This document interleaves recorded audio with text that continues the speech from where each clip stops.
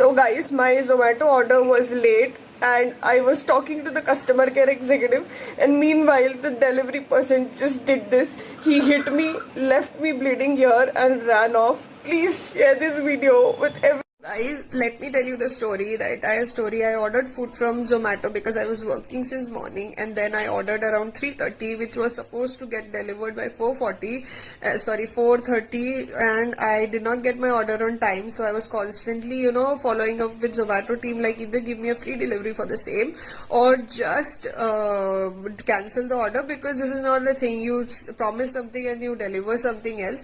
So that thing happened, and then the Zomato delivery guy came here. What he did was, he was so rude, he was so freaking rude. And because I have sushi with me, so I usually don't open my full door, so I was just talking him through a small slit from my door, and I just told him, bhaiya, you wait, because I need to check with the team, either they'll make it free or I don't want the order. And I already gave him the choice, like, I don't need the order, so you just take it, I am okay.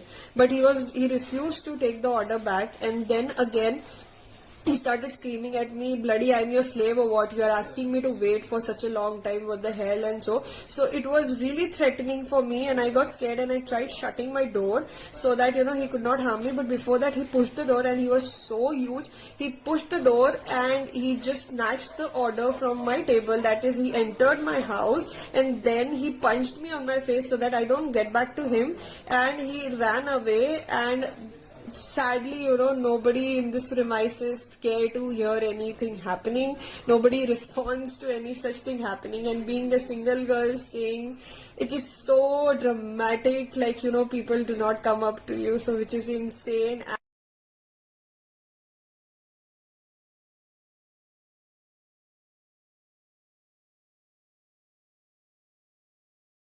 So guys, after that thing happened, I am at the hospital, and this is my current situation.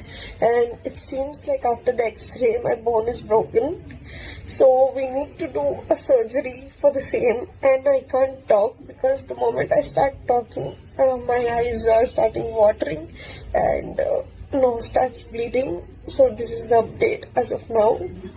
Also guys, so when I started this video, that snippet is after I visited the hospital, so I had put in just pictures where you can see how badly I am bleeding and what my condition is literally. And I am able to talk right now just because I had been to the hospital and they gave me some high antibiotics and painkillers.